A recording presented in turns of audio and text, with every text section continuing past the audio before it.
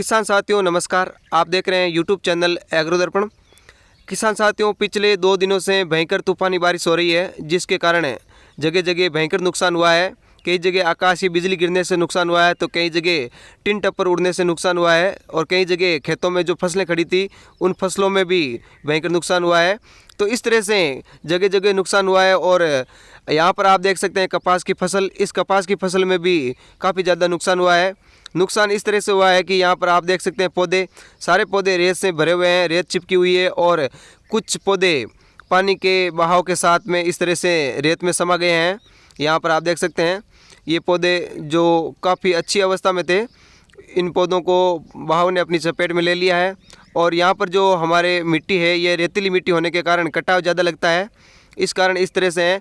तो कई जगह जहाँ पर पानी भरता है खेतों में, यहाँ पर आप देख सकते हैं खेतों में पानी भरा हुआ है, तो जहाँ पर पानी खेतों में भरता है वहाँ पर भी नुकसान है, क्योंकि वहाँ पर इस तरह से फसलें जो खेतों में पानी में खड़ी है वो गलने लगती है और फिर पौधे जल जाते हैं। तो ये पानी भी बहुत ज़्यादा नुकसान पहुँचाता है इस तरह से। तो कपास की जब भी आप खेती करते हैं तो खेत में पानी जमा नहीं होने दें। अगर जमा हो जाता है तो आप मोटर के द्वारा तुरंत बाहर निकाल लें, और कम पानी भरा है तो आप थोड़ा यूरिया डाल करके भी उसको सुखा सकते हैं। हल्का यूरिया, ज़्यादा नहीं, लेकिन अधिक संख्या में, अधिक मात्रा में पानी है तो आप इसको मोटर के द्वारा या दूसरे कोई भी यंत्र हो, उन यंत्रों के द्वारा तुरंत खेत से बाहर गड्ढे में निकालें या पास में जो खाली खेत है उसमें निकाल देवें। अन्यथा इन पौधों के जलने की समस्या रहती है। आप देख सकते हैं कुछ पौधे यहाँ किसान के जले हैं, और ये देख सकते हैं रेत से किस तरह से पौधे भरे हुए हैं, पूरे रेत से सटे पड़े हुए हैं। तो ये इस तरह से नुकसान हुआ है। आंधी के द्वारा पूरे पौधे हैं वो झुक चुके हैं ज़मीन की तरफ और रेत से भर चुके हैं। तो इनसे रेत उतारने का एक ही तरीका है, अगर आप फव्वारे के द्वारा सिंचाई करते हैं तो 10 या 15 मिनट हल्का हल्का ऊपर फव्वारा चला देवे, क्योंकि यहाँ की जो आप मिट्टी देख रहे हैं ये रेतीली मिट्टी है, और रेतीली मिट्टी सूखती बहुत जल्दी है। तो ऊपर से रेतीली मिट्टी सूख चुकी है, और कल रात को यहाँ बारिश हुई थी और आज यहाँ पर आप देख सकते हैं इस तरह से सूख चुकी है।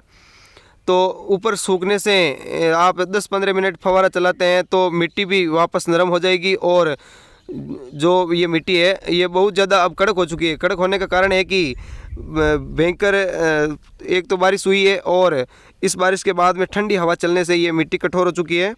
तो वापस नरम मिट्टी आप करने के लिए फव्वारा चला सकते हैं, और इसे 10-15 मिनट फव्वारा चलाने से ये जो पौधों की रेत लगी हुई है ये रेत भी उतर जाएगी।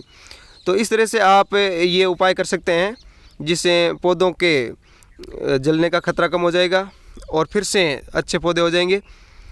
तो ये आप देख सकते हैं इस तरह से नुकसान हुआ है कपास की फसल में। 2 दिन पहले ये फसल मैंने देखी थी, काफ़ी अच्छी फसल थी, और आज इस तरह की फसल हो चुकी है। तो ये इस तरह से जब तूफ़ानी बारिश होती है तो नुकसान होता है। कई पौधे रेत के अंदर समा चुके हैं। किसान साथियों, आपके द्वारा भी कोई अन्य उपाय किया गया है तो आप बता सकते हैं, जो आपके क्षेत्र में किया जाता है। जब इस तरह से पौधे रेत से भर जाते हैं या खेत में पानी जमा हो जाता है तो आप कैसे निकालते हैं, आप कमेंट करके अवश्य बताइए। यहाँ पर आप देख सकते हैं कितनी कठोर मिट्टी हो चुकी है ये, और कल रात को बारिश हुई है तो ये ठंडी हवा चलने के कारण हुई है। धन्यवाद।